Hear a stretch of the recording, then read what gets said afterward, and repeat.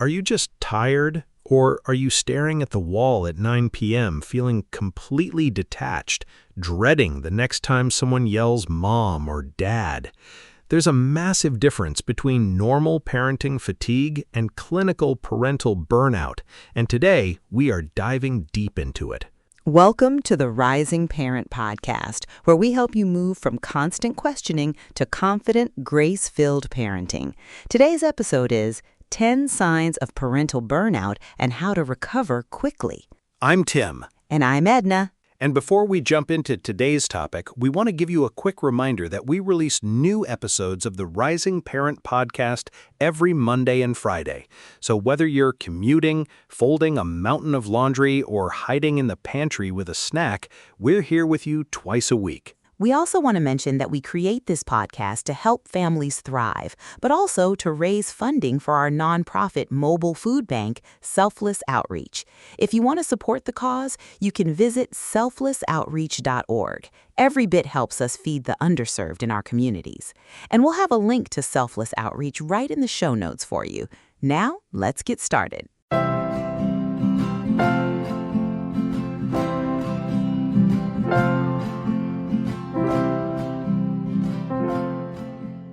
All right, Edna, let's talk about being tired. Oh, a topic I know you love. I mean, we've been doing this for over 2 decades. Early childhood care, parenting coaching, dealing with every behavioral hurdle imaginable. And the one constant, the universal thread we see in the families we work with is exhaustion.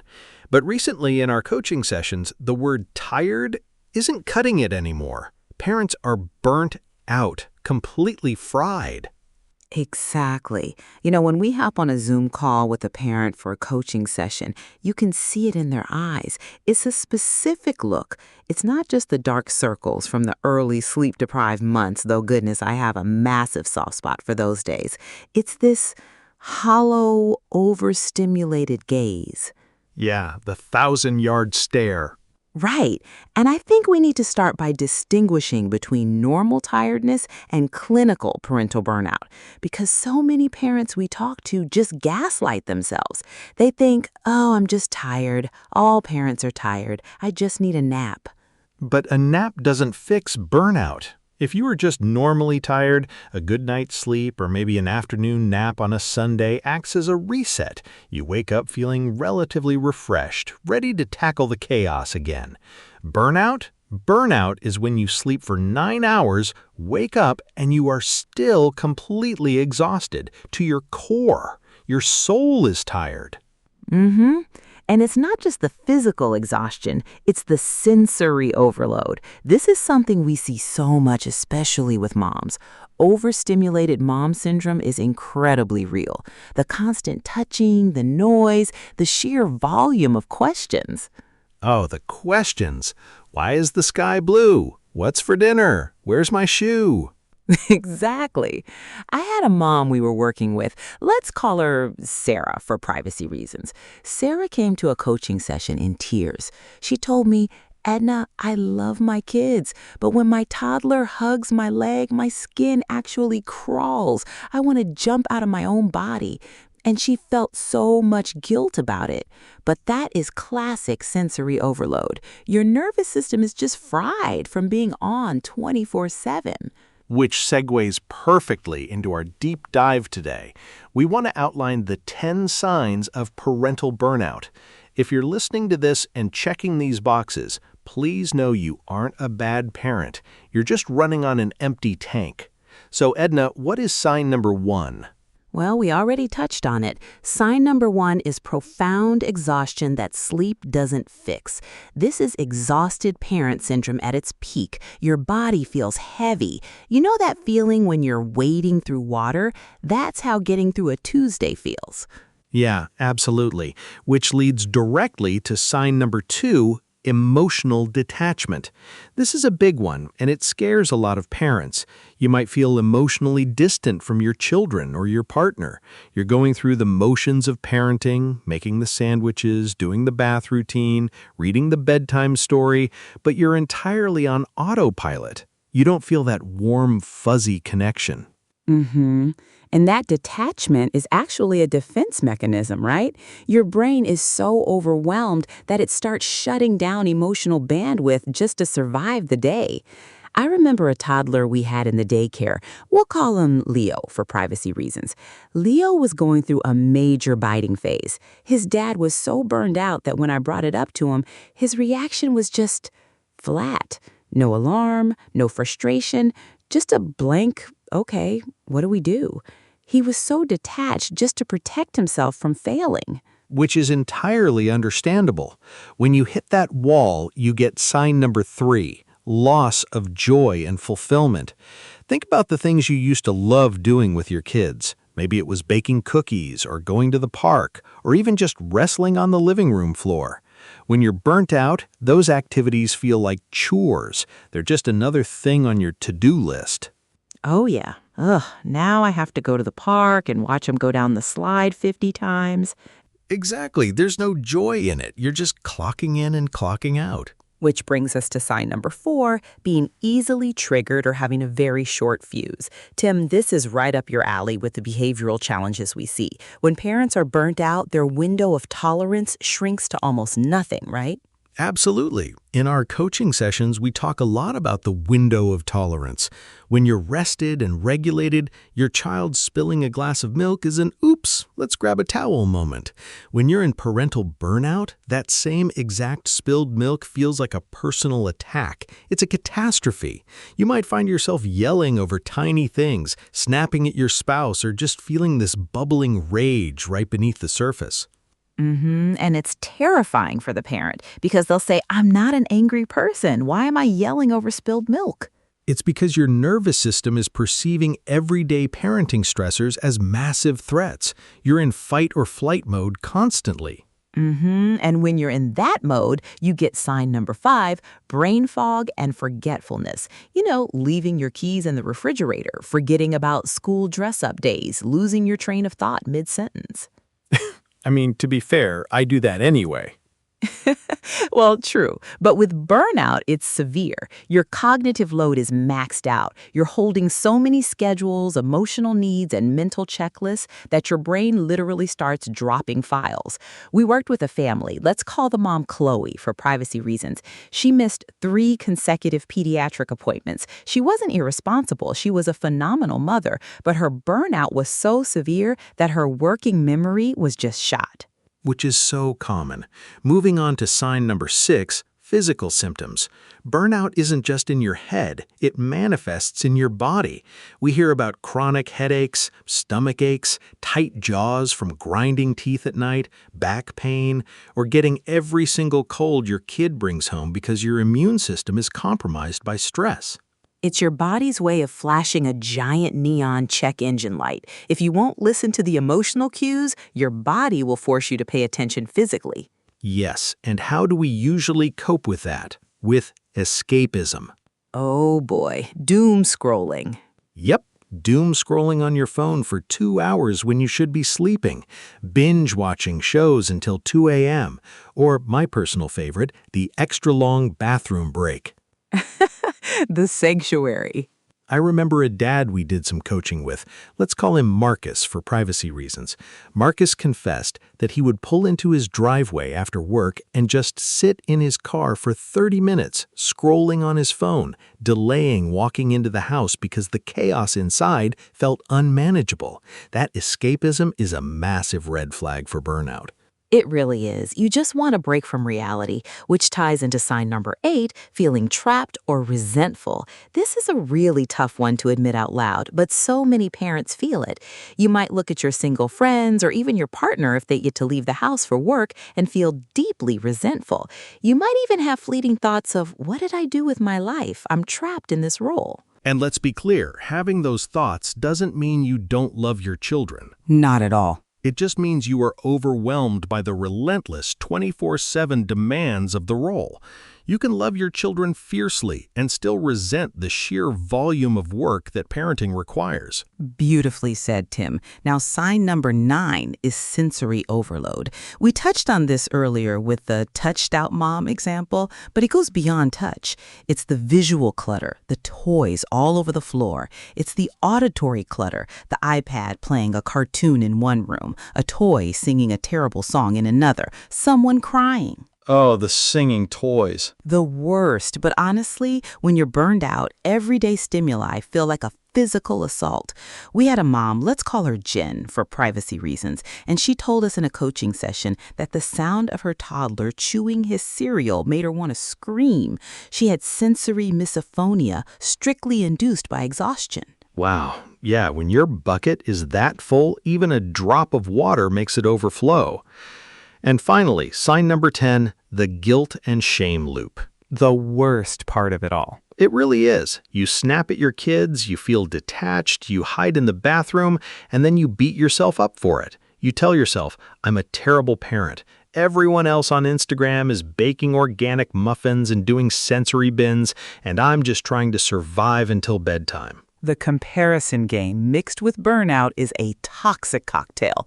You feel guilty for being burned out, and the shame actually drains whatever tiny bit of energy you had left. It's a vicious, vicious cycle. Exactly. So there they are, the 10 signs. Exhaustion, detachment, loss of joy, short fuse, brain fog, physical symptoms, escapism, feeling trapped, sensory overload, and the guilt loop.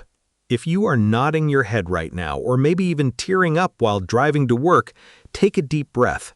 We see you. You are not alone. And more importantly, you can recover from this. Yes, let's pivot to the recovery, because we don't want to just leave you sitting in the heavy stuff. One of our favorite approaches when we work with families who are in this state is our 7-day nervous system reset plan. I love this plan. It's not about taking a 2-week vacation to Bali because, let's be real, who can do that? If you can, take me with you. Right? No, this is about practical, actionable steps you can take while still actively parenting. Because the kids still need to be fed. The laundry still needs to be done. We have to heal the nervous system while the car is still moving. Exactly. So the 7-day nervous system reset plan, let's break it down. Days 1 and 2 are all about the audit and eliminate phase. Right. When we do coaching sessions, the very first thing we do with a burnt-out parent is look at their calendar. We say, show us your week, and almost inevitably, it is packed. Soccer, gymnastics, PTA meetings, play dates, extended family dinners. So for days 1 and 2, you become absolutely ruthless with your schedule. Cancel the non-essentials. I'm serious. If it is not critical to your family's basic survival and well-being, take it off the calendar for the next week or 2. Yes, send the text. Hey, we need to reschedule the playdate. We're taking a low-key family weekend. Say no to baking 40 cupcakes for the school bake sale. Go buy them at the grocery store, put them in a tin, and call it a day. Store-bought is fine. We had a family we worked with. Let's call them the Millers for privacy reasons. The mom was on the verge of a breakdown, and she felt she had to host Sunday dinner for her in-laws every week. We gave her permission to cancel it for 1 month, just 1 month. She later told us that getting those Sundays back was the literal turning point for her mental health. You have to create white space in your schedule. You do, because you can't heal a nervous system that is constantly rushing from point A to point B. All right, moving to days 3 and 4, sensory deprivation blocks. This is my favorite part of the reset, especially for the overstimulated mom help we provide. You need intentional, scheduled periods of low sensory input. How does that actually look in a practical setting, Edna, like with toddlers running around? It requires communication with your partner or your support system. You say, for 20 minutes tonight after dinner, I am going into the bedroom, no lights, no phone, no music. music, and no one is allowed to touch me. You just lie on the floor or the bed in the dark and let your nervous system down-regulate. And if you're a single parent or your partner works nights? You do it when the kids go to sleep. But the key is, do not use that time to scroll social media or fold laundry. Sensory deprivation means turning off the inputs. When we had our daycare, and I remember this so clearly, we had nap time with the lights off and soft white noise. Even as adults, sitting in that dim, quiet room for an hour, you could feel your heart rate drop. Adults need quiet time just as much as toddlers do. Oh, 100%. That visual and auditory break is crucial. Okay, day 5 is micro moments of joy. Yes, when you're in parental burnout, you lose yourself. You forget what you actually like. So day 5 is about reconnecting with yourself in tiny 5-minute increments. It's not about finding hours of free time. It's about being intentional with the time you do have.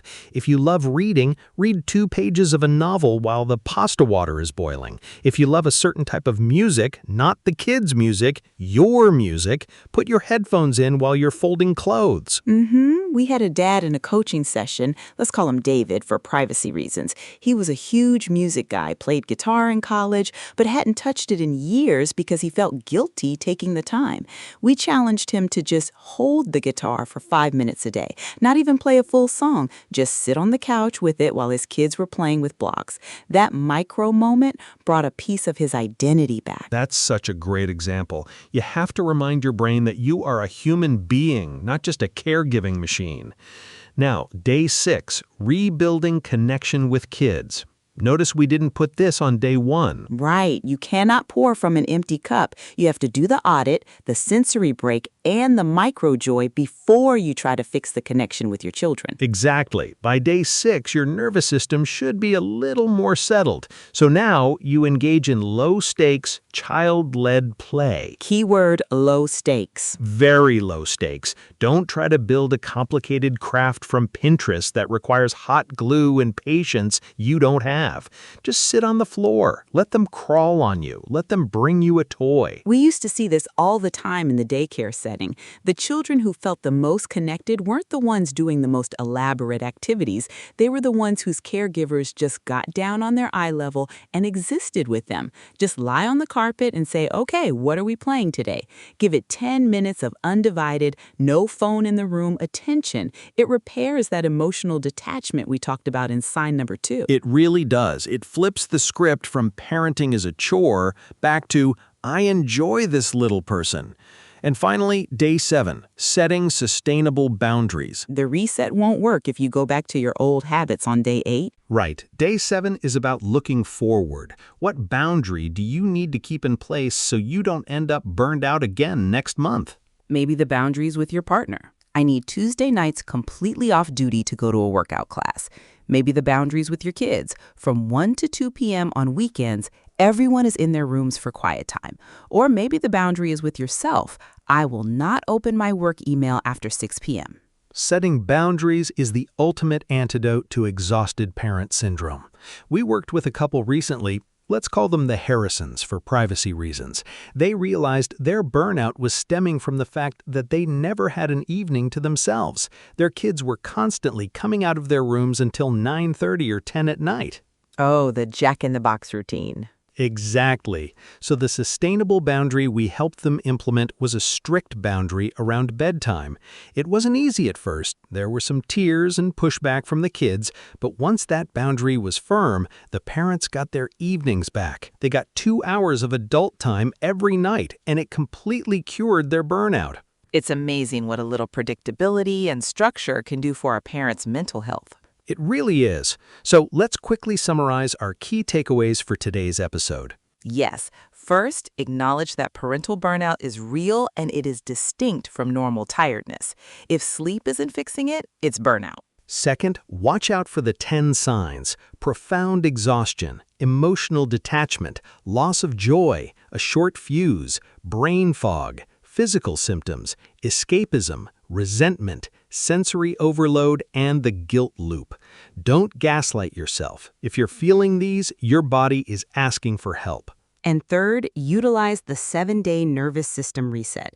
Audit and eliminate your schedule, take sensory deprivation breaks, find micro moments of joy, reconnect with low-stakes play, and set sustainable boundaries moving forward. Absolutely. You deserve to enjoy your family, and your family deserves a parent who is present, not just surviving.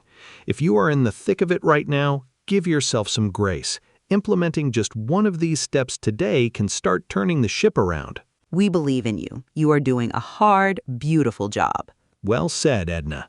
All right, that wraps up today's deep dive on the Rising Parent podcast. We want to remind you to hit that subscribe button wherever you are listening so you never miss an episode. We are here with you, dropping new episodes every Monday and Friday. And if you found value in today's episode, please take a moment to leave us a 5-star review. It really helps the podcast grow and reach more parents who might be struggling with burnout and need to hear this message. Lastly, as we mentioned at the start, we create this podcast to help families, but also to raise funding for our nonprofit mobile food bank, Selfless Outreach. If this episode helped you today, please consider paying it forward by donating to Selfless Outreach. You can go to selflessoutreach.org and hit the donate button. Every single donation helps Selfless Outreach serve the underserved in our communities. There will be a link to Selfless Outreach in the show notes, so make sure you check that out. Thank you so much for hanging out with us today. Keep giving yourself grace, take that sensory break, and we'll talk to you next time. Take care, everyone.